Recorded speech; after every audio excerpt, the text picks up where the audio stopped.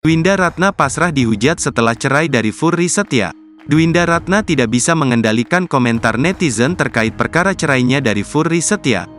Dwinda Ratna tahu konsekuensi tersebut karena dirinya dulu juga seorang wartawan.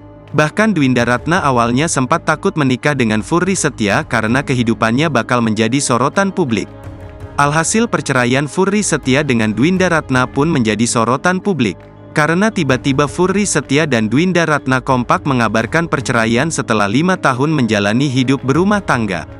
Usai ramai menjadi buah bibir perceraiannya dengan Furry Setia, akhirnya Dwinda Ratna angkat bicara. Itu karena Dwinda Ratna merasa selalu disudutkan soal motifnya cerai dengan Furry Setia.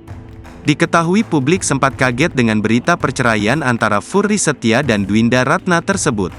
Dwinda Ratna pun membenarkan kabar dirinya kini telah berpisah dengan pesinetron Furry Setia. Pernikahan Furry Setia dan Dwinda Ratna resmi kandas usai diputus oleh Hakim Pengadilan Depok, Jawa Barat pada tanggal 5 Februari tahun 2024.